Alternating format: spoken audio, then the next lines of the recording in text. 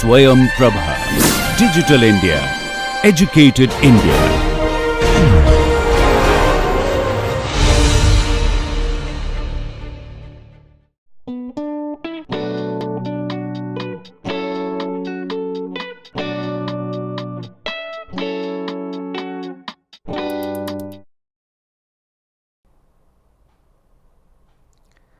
In this lecture, we are going to look at relative motion. This is a very important concept in kinematics and this actually complicates kinematics to a large extent. So, it is very important to understand how relative motion is described kinematically. To give you an overview of what we are going to discuss in this lecture is relative motion in non-rotating frames.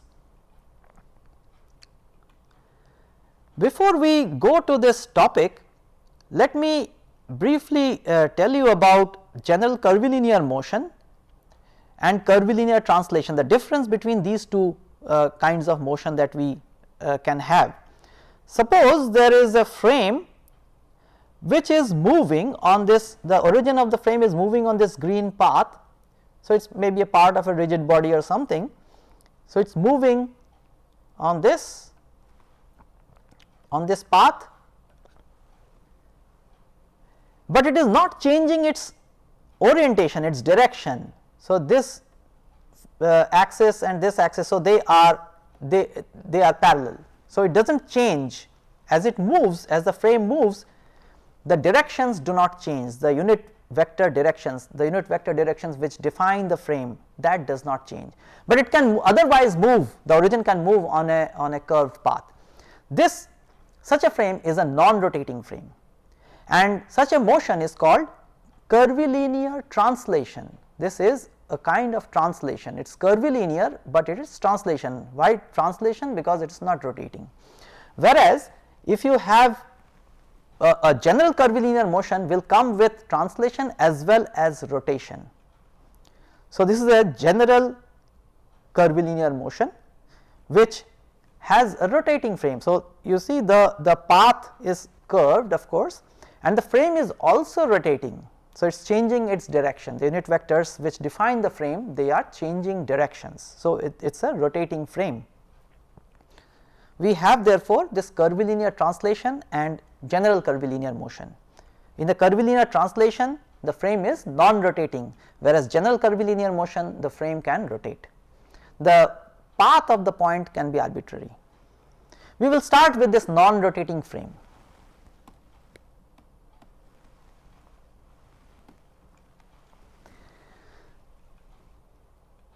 We start with relative motion in non-rotating frames. Imagine that we have this frame xy which is fixed in inertial space. So, this frame is fixed in inertial space, whereas this x prime y prime, this can be a general moving frame, but it is a non-rotating frame, non-rotating moving frame.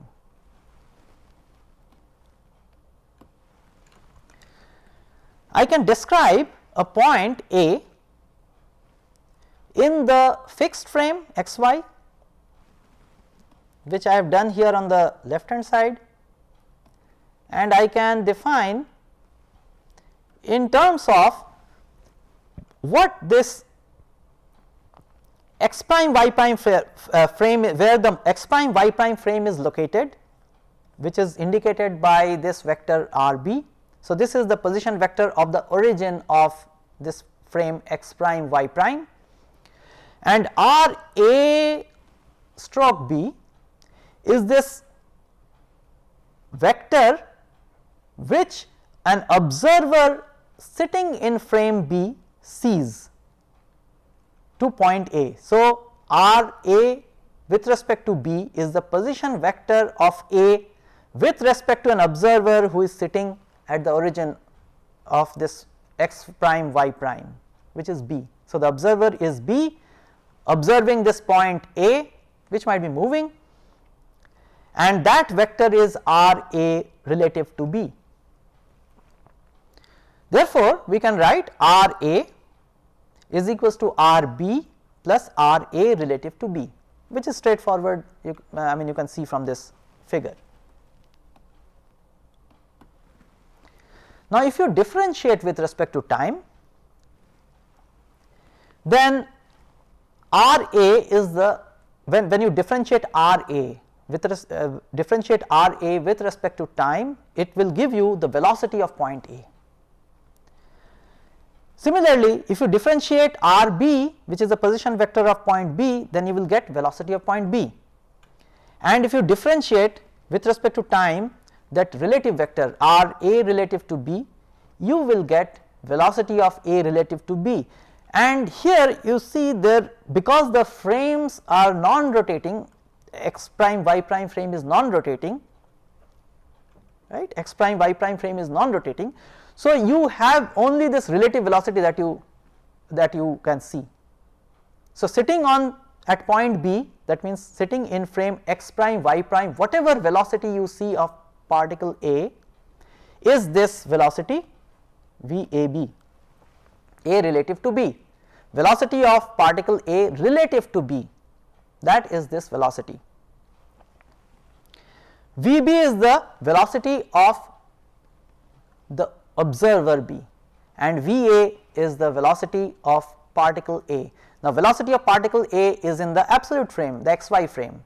Velocity of particle B is in the xy frame, the absolute frame, but velocity of A relative to B is in the local frame x prime y prime, which the observer B is observing.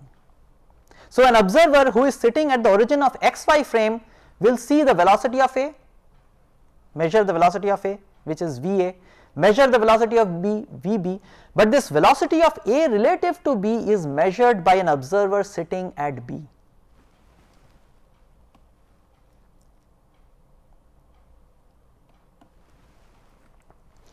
Now, if you differentiate once again, you will get acceleration of A is equals to acceleration of B plus acceleration of A relative to B. Acceleration of A is the acceleration that is observed by the observer sitting at the origin of xy. Acceleration AB is observed by the observer at xy origin sitting in xy frame and observing point B, which is the origin of x prime y prime. So, that is AB, acceleration of B, as measured by the inertial observer in xy. Whereas acceleration of A relative to B is the acceleration of the particle A as measured by an observer sitting in the frame x prime y prime. The observer is B here. So, whatever is the acceleration as measured by the observer B in x prime y prime, that is A, acceleration A relative to B. Acceleration of A relative to B is the relative acceleration as measured by B sitting in x prime y prime. All these vectors of course must be represented in the same coordinate system for or coordinate frame for this vector relation to be valid. So, either you can choose xy frame or you can choose x prime y prime frame.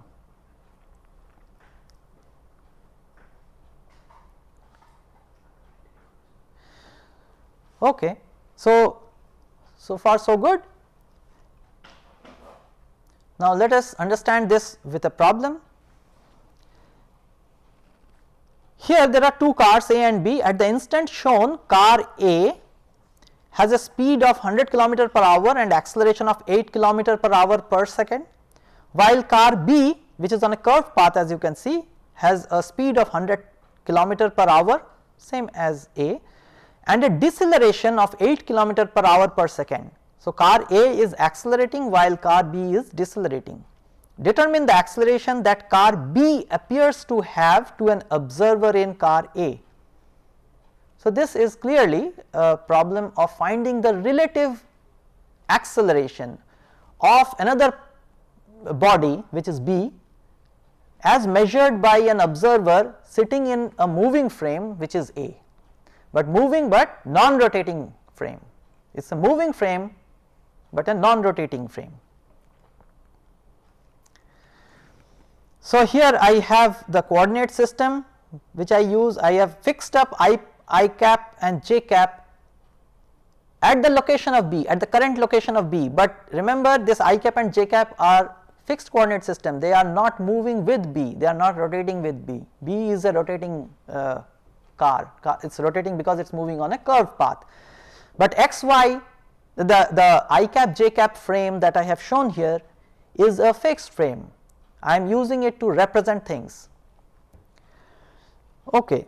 Now that I will use this frame to represent all vectors. So, I will use this I cap j cap frame to represent all vectors. Now, here we are given that velocity of A is 100 km per hour,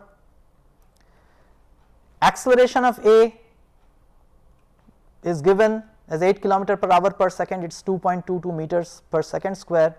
Now, velocity of B is 100 km per hour same, so which when converted to meter per second is 27.78 meter per second, this is same as VA, and acceleration of B is minus 8 km per hour per second, which is minus 2.22 meters per second square. We have to find out the acceleration of car B as seen by car A, and that is represented by this acceleration of B relative to A. So, this is what we are going to find out using the fixed xy frame. Therefore, so the acceleration of car A is 2.22 I cap meter per second because it is accelerating in this direction, that is AA, acceleration of A. Acceleration of B now has acceleration because of two things. One is the tangent acceleration, tangent to the path, this we have discussed in the previous lecture. So, acceleration of B, of car B, is the tangent acceleration, tangential to the path, tangential acceleration, and this is the normal acceleration, normal to the path because of path curvature, and this is what we have discussed in a previous lecture. Now, this tangential acceleration is minus 2.22 I cap because it is decelerating, and the normal acceleration because of its velocity on a curved path. So, Vb square by rho, rho is given as 300 meter and velocity of B is 27.78. So, this square by 300, so that turns out to be 2.57, and it is in the direction towards the pole or center of curvature. If you use the tangent normal coordinates, then it is towards the center of curvature. Okay. Then acceleration of A relative to B, this is the expression we have seen just now. Acceleration of B relative to A is acceleration of B minus acceleration of A. This follows from the relation we just now derived, and if you just plug in these expressions, if you just plug in this and this into here and simplify, this is what you will get, minus 4.44 I cap plus 2.57 j cap meters per second square. So, this is the acceleration vector, relative acceleration vector as seen by an observer sitting in car A observing car B. So, this is the acceleration of car B relative to car A as seen by the observer in frame A or car A.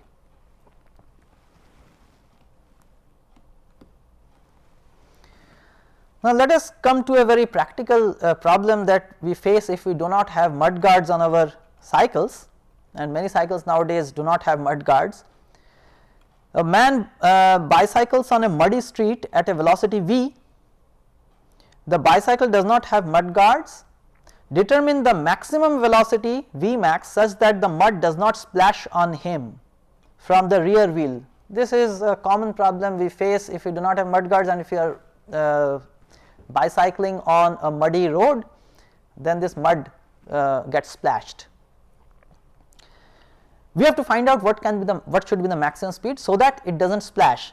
Now, to simplify the problem, what I have done is I have asked what should be V max, so that this height, this is the maximum height that is reached by any mud particle starting from anywhere on the rim of the rear wheel. So, I consider that from all points on the rear wheel, mud will be splashed. At some point it will get loosened and it will move in a projectile path. What should be the maximum speed? So that the maximum height that a mud particle can reach at that speed is this h. H is measured from the center of the wheel to this seat.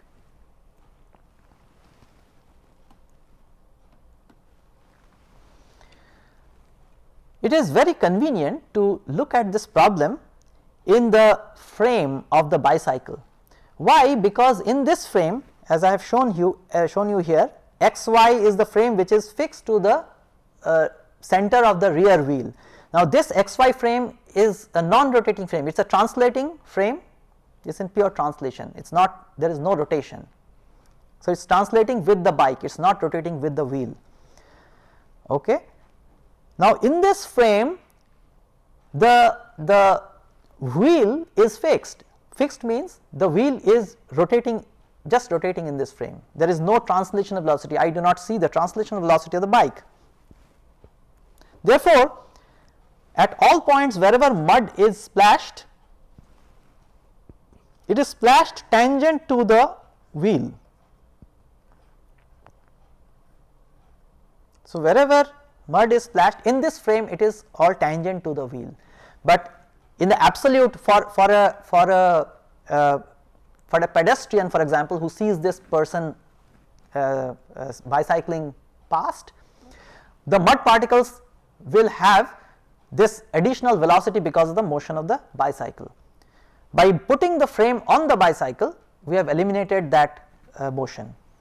Therefore, it is only because of the rotating wheel, and this you can do by putting the bicycle on stand and on a muddy pool, and if you just drive the pedal, you will find that all the water particles or mud particles, they are getting splashed tangent to the, they are leaving the surface tangent to the wheel. Okay. The mud travels as a projectile starting from all points on the circumference of the wheel. Okay, this is an observation. Now, let us consider a mud particle that leaves from this angle, from a location whose angle is theta. In this frame xy at an angle theta, there is a mud particle which was sitting here, which is projected along this velocity direction. Now, the position from where the mud particle starts is r cap, is minus r sin theta I cap plus r cos theta j cap, which should be very easy for you to represent. So, this is the position vector of the mud particle when it starts. The velocity vector of the mud particle when it starts, it has some velocity. What is that velocity? That velocity is exactly equal to the velocity of the bicycle. Why? Because you see in this xy frame, the wheel, I mean I have the wheel which is rotating, and this point of the bottommost point of the wheel must have a velocity v, which is the speed of the bicycle, because when the bicycle is rolling, this point, absolute velocity of this point is 0, the contact point is 0, therefore, the bicycle moves forward with velocity v. But when I am on the bicycle, I will see this point moving back with the same velocity as the road.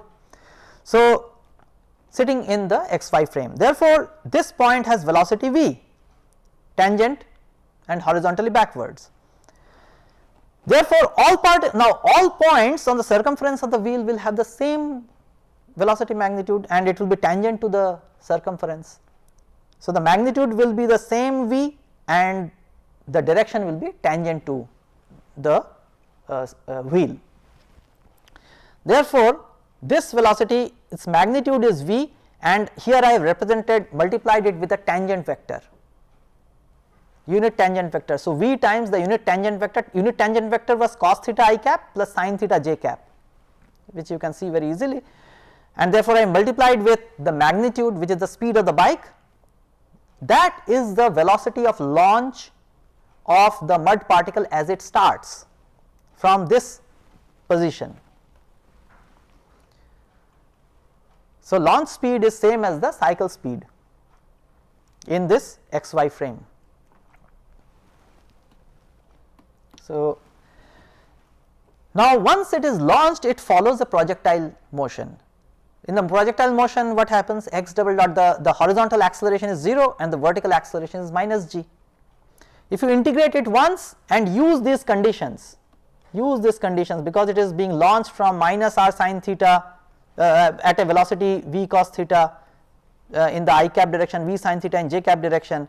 So, my velocity in the x direction will be exactly v cos theta, and velocity in the y direction at time t equal to 0, it will be v sin theta, but when I integrate, I generate this integral as minus gt, and this was the initial condition, constant of integration. So, that will be v sin theta. So, you can check that at t equal to 0, this is exactly this velocity, the launch velocity.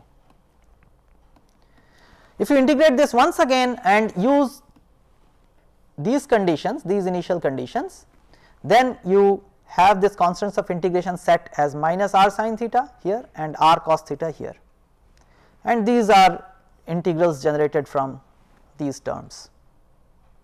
So, this is a straightforward step. So, I have the position of the mud particle at any time t. Now, I want to find out what is the maximum height reached. Let us say this particle which left from this angle theta as shown in this figure, what is the maximum height reached by this particle? To do that, I will find out the time it takes for the vertical velocity to reach 0, that means y dot is 0. At what time y dot is 0? So, y dot is 0 when time is v sin theta by g. Y dot is 0 when time is v sin theta by g, which you can see from here.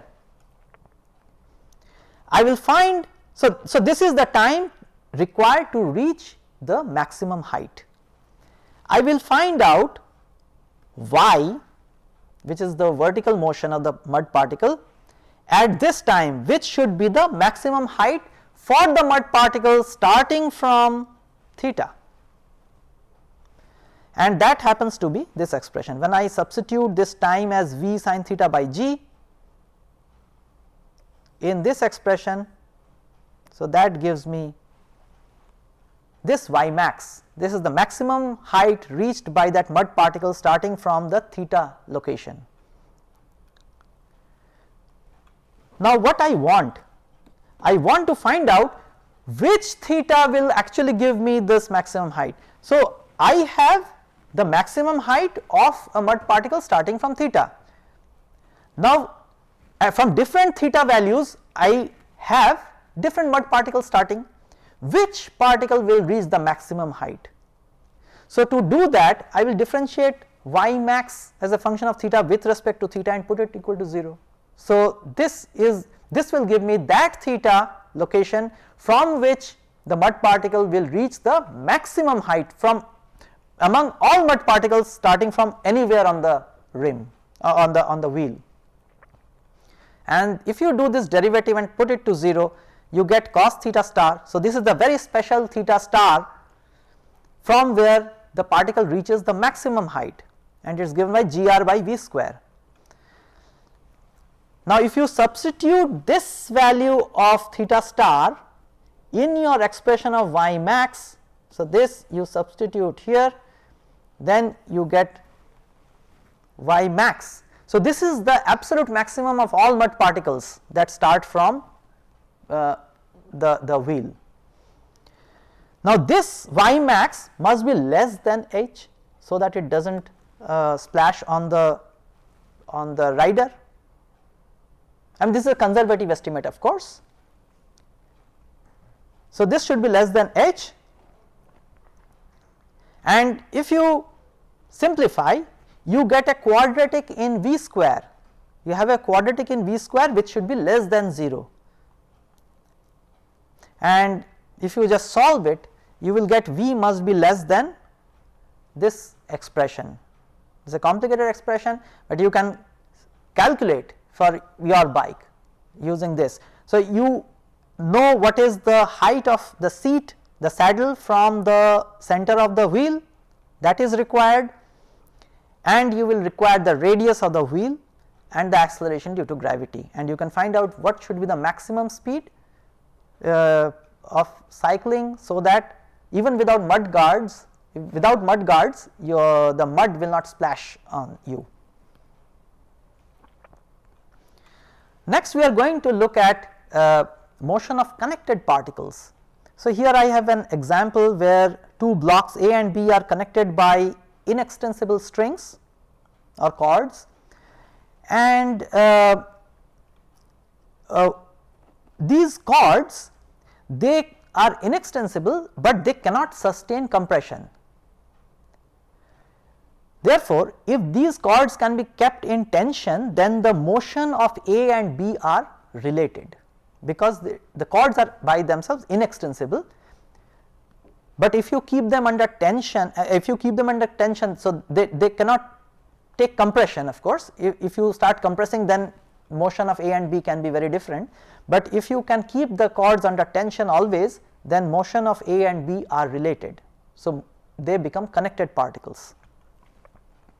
Therefore, motion of A and B are not independent, and this is what we want to find out, how to relate motion of A and B. What you will observe is that here the complicated parts are these pulleys,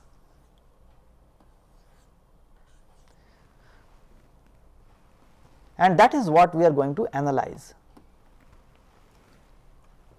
So, this is a general schematic of a pulley, and this red string is moving over the pulley, it is wrapping the pulley. So, there is a definite wrap on the pulley. I have considered 2 points on that string, the string is inextensible, remember. I have considered 2 points A and B, which are points fixed to the string. They can have velocities Va and Vb as I have shown, and the center of the pulley can have velocity Vp. So, the center of the pulley has velocity Vp, point A has velocity Va and point B has velocity Vb. Realize one thing, that this Va is because the string can unwrap on the pulley, therefore, you can have this velocity perpendicular to the string itself and a component which is along the string. So, velocity of A is composed of a velocity which is unwrapping the string on the right side, it is unwrapping. So, it is perpendicular to the string, such a velocity must be perpendicular to the string, and the other velocity is along the string, which means the string is moving on the pulley. So, Va is composed of these two components. Similarly, Vb,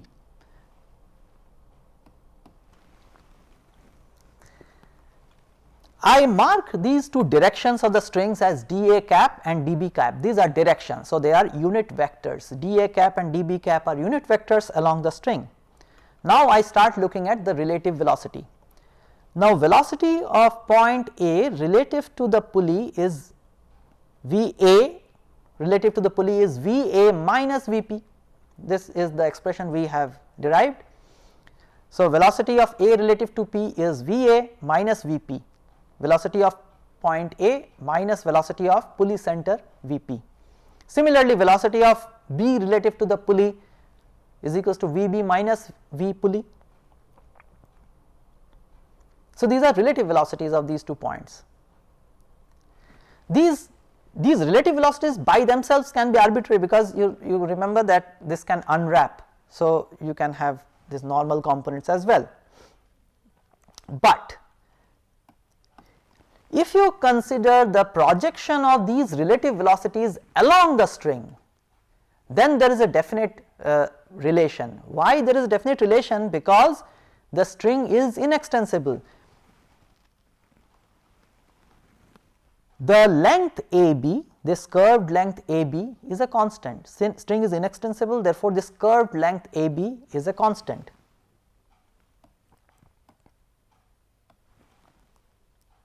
So this whole length is constant.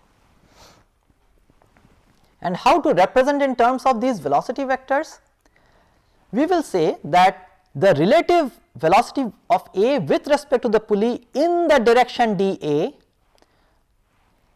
plus relative velocity of point B with respect to the pulley in the direction dB,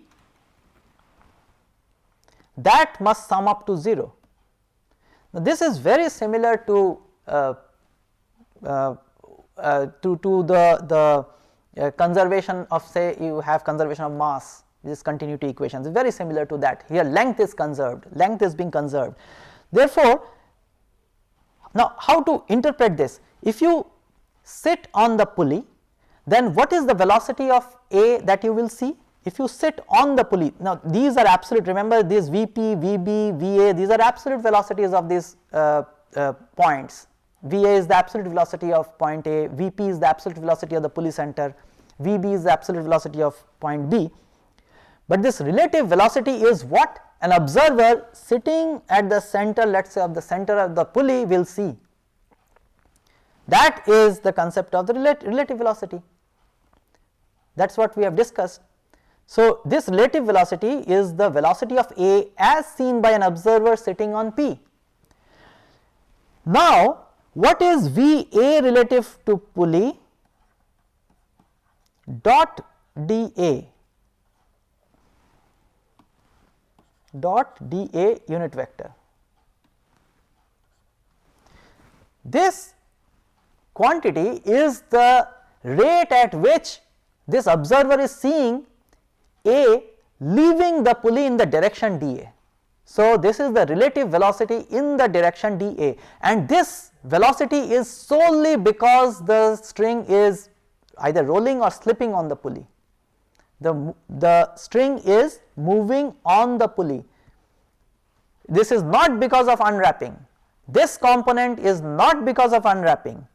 Therefore, whatever leaves along A must come back through B, or since I have taken dB also away from the pulley, I mean you should notice that dA and dB are taken both away from the pulley. Therefore, this component is the rate at which the string is leaving the pulley and along A, along direction dA, and this second term is the rate at which the string is leaving the pulley in direction dB, and they must sum up to 0. So, the sign of the relative velocity will be decided by this equation. Because dA and dB are both leaving the pulley, so the velocities along these two directions must sum up to 0. Okay. So, this is the explanation of this projection along dA and dB.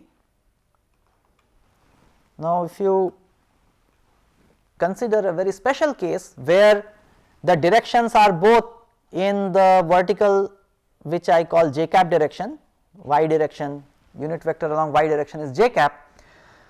So, I take a very special situation where all the strings are vertical, the pulley is moving vertically, and the points A and B are also therefore moving vertically, there is no unwrapping. Then Va relative to the pulley, velocity of A as seen by an observer sitting on the pulley, so that vector will be this magnitude times j cap will be Va vector, which is Va j cap minus Vp j cap, everything is in j cap direction. Similarly, Vb relative to the pulley, j cap is Vb j cap minus Vp j cap. So, these are the velocities of points A and B relative to the pulley. Now, we use our constraint condition that the length AB, the curved length, the length of the string remains fixed, it is unchanging. So, it is inextensible string. So, if it is inextensible, then the component of this relative velocity in the direction of motion of A plus the projection of this velocity, this relative velocity in the direction of motion of B must sum up to 0. If you use this condition and you substitute these expressions here and here, if you substitute these expressions, then what you will have is Va plus Vb is 2 times velocity of the pulley. Velocity of this point A on the string plus velocity of point B on the string is equals to 2 times velocity of the pulley. Now, we will look at a problem and we will use this concept of relative velocity for a pulley and see how this problem can be solved. I will also show you an alternative method using plane geometry. In this problem, we are to determine the upward velocity of block A in terms of the downward velocity of block B. So, suppose B is moving downwards, we have to find out what is Va and a given value of y, this y is given. So, in terms of y, we have to find out the velocity relations between Va and Vb. We are to neglect the diameters of the pulleys. So, these diameters of these pulleys are to be neglected. Now, notice one thing in this problem, Vb, the block B will always remain at the center of this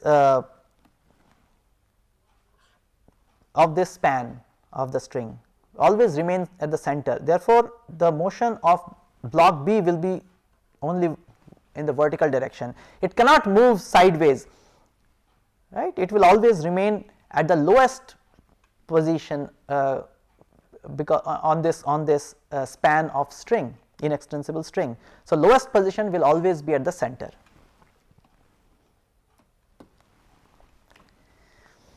So, here I have marked out Vb and the coordinate system that we use. This is the xy coordinate system, x is horizontal and y is vertically upwards. P1 is this pulley. Note that the velocity of the motion of P1 will be same as motion of block B. Therefore, if block B has a velocity Vb, then that will be the same as velocity of P1. I have marked these unit vector directions as we have used d1 and d2 in the direction of the string, and I have considered these 2 points C and D on these 2 spans of the string, and notice that this angle I have marked as theta, which I can find out, I will eventually find out in terms of B and Y.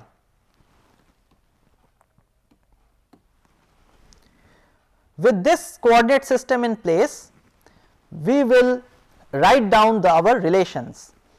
Now, at pulley P1, the relative velocity Vc minus Vb, so it is the velocity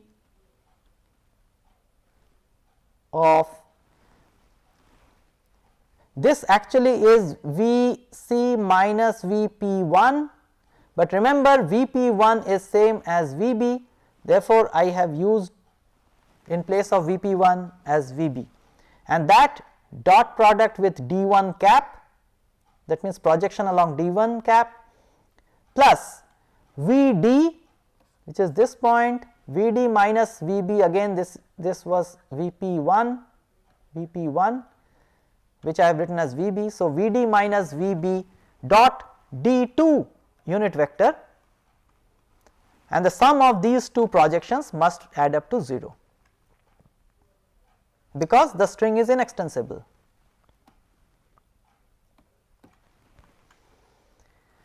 Now, I open up the bracket, use distributive property, The first term is simple, Vc dot d1 cap, this should be d1 cap, minus Vb dot d1 cap plus Vd dot d2 cap minus Vb dot d2 cap. Notice here that this point D cannot move in this direction, this point D cannot move in the direction of this fixed end, it can only move perpendicular. This point D can only move perpendicular to the string, it cannot move towards this fixed end, because if it does, the string will become loosened, right, it will collapse. Therefore, this point D can only move perpendicular to the string, it cannot move along the string because it is fixed at one end. Therefore, Vd dot d2 cap must be 0. So, that is our equation 1. So, we have a simplification, Vd dot d2 cap is 0. Now, at pulley P2, here I have the direction j cap, this is towards the pulley, and d1 cap notice is also towards the pulley. J cap is towards the pulley, the unit direction along this string is towards the pulley, and d1 is also towards the pulley, d1 cap. Therefore, and also notice that the velocity of this pulley is 0, velocity of P2 is 0.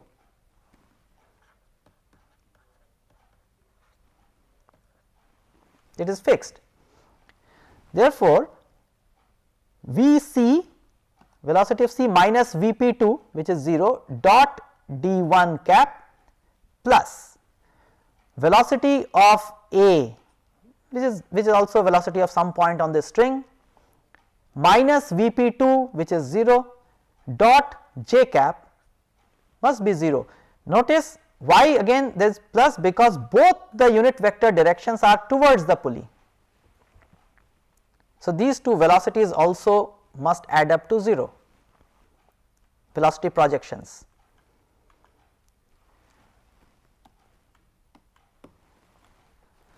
Therefore, now I represent these vectors, all the vectors in the xy coordinate system. This Vb I have represented as Vb j cap, Va I have represented as Va j cap, and now I substitute all these things in the main equation. D1 and D2 caps, you can find out in this representation of D1 cap and D2 cap in xy frame. This is straightforward.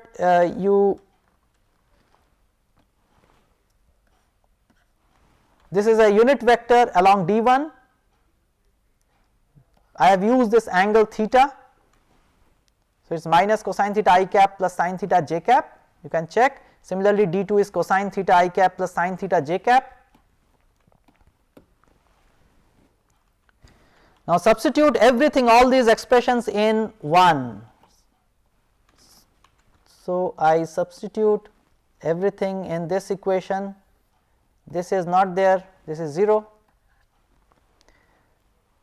I have expression of Vb, Va, etc., and Vc comes from here.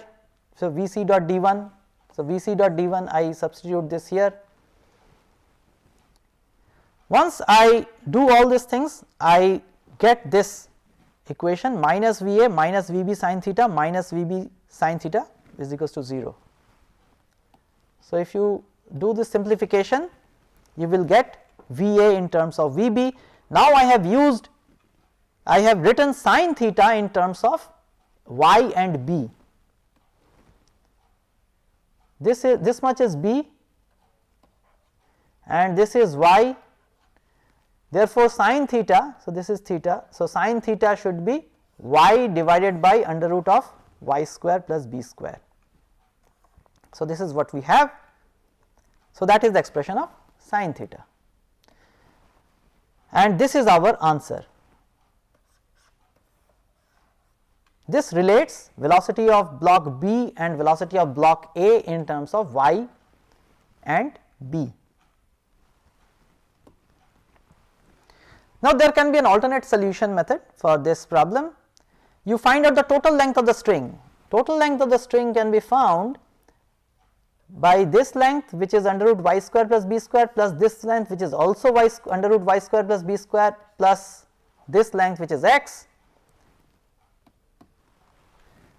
So, total length of the string is this, and this total length of the string is not changing as b moves. So, I can differentiate this expression. So, left hand side becomes 0, right hand side I differentiate.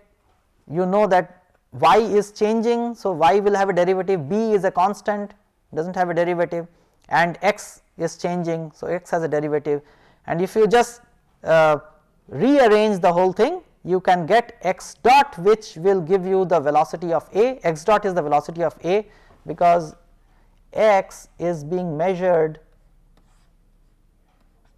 like this from a fixed point. You are measuring x, therefore, x dot must be the velocity of A, it is downward velocity if you are measuring downwards. What this expression tells us is, if Vb is positive, then Va is negative, that means it is going down.